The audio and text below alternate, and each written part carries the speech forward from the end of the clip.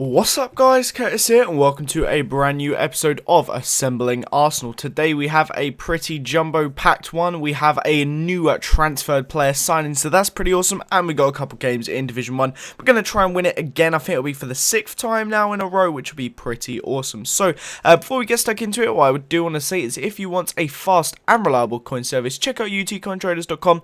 There is, as always, a link to them in the description down below. But anyway, as you can see, we go into our first game here against some guy. I don't quite know why it took me so long to pick my kit, but he was rocking a 3-5-2, pretty much just a German sweat team with Elyounoussi and Hushklep up top. An interesting striking partnership, very, very quick and very solid. I'm not sure if Hushklep still got 4-star skills, and I can't remember if Elyounoussi does, but still a very good front two, even if they're not gold. But we got a very lucky start here 12 minutes in, as my cross took a ridiculous deflection off one of his players and ended up going into the back of the net, giving me the lead just 14 minutes into the game. And then just before half time, we continued to strengthen that lead as Schmack knocked it down to Podolski, who dinked it to Chamberlain, who I think crossed it back in here to Podolski for a lovely weak foot volley there into the back of the net, making it 2-0 just before the break and giving us a nice comfortable lead. Obviously Podolski scoring both the goals as he is overpowered, and we just had the edge in all of the stats, slightly better in possession, shots on target, shots and goals.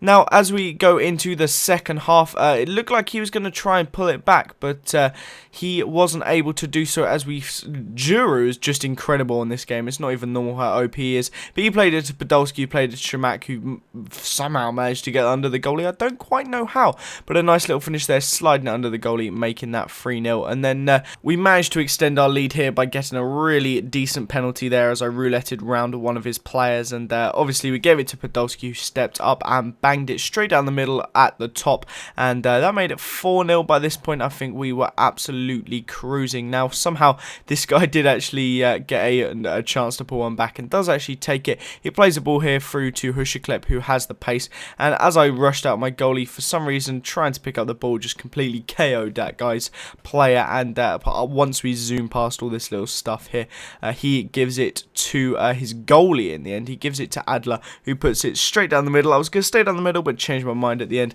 and that made it 4-1. But of course the game was completely just gone for this guy by that point. And as you see here, the game ends and I walk off with a nice, easy, comfortable victory there. Podolski, as you would expect, getting man of the match. Another hat-trick, like improving on those already incredible stats. And as you can see, we definitely deserved the win there with those total match stats. So as you can see, we are now 4-0-0 in this division. We're guaranteed to be staying in it for another season at least. We now need 3 wins from our last 6 games, same as last time, but it was a lot trickier than we expected it to be in the last episode, taking it down to the wire and to the last match. But today we are buying our first of the transferred players, and that is Benicophobe, come back from Bolton, and he's actually got a really decent card. 84 pace was really what stood out to me, and I need to pick one up in a 2 attacker formation, and obviously 4-4-1-1 does do that. That means we'll be able to play him up top and we will get full chemistry for him. Now obviously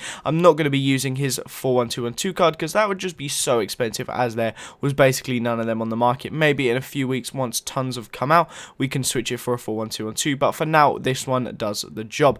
So we go into our next game against this guy. He had an Atletico Madrid away kit, and he has a very odd team. Now going into this game, I expected it to be easy, looking at his chemistry and his random inclusion of Cavani in the right striker role, and I thought it was going to be a walk in the park, but I was really struggling to take my chances, making a lot of really silly mistakes and giving him really easy chances here. His first proper chance, he passed it across to Fabregas, who had an easy tap in there to make that 1-0. And I think I showed the stats in a second in the little halftime interval.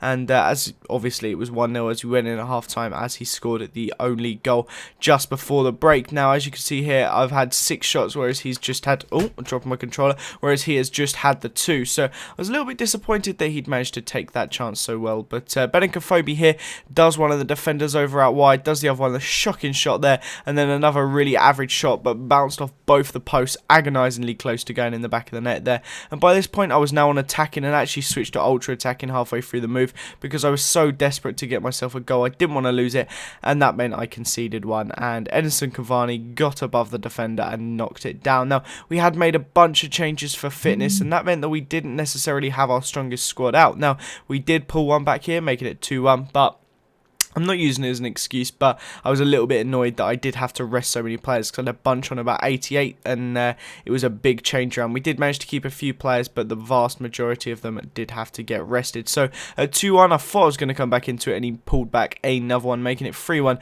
taking what I thought would be the lead too far away from me, and then I still managed to score one more. I did manage to pull it back to 3-2.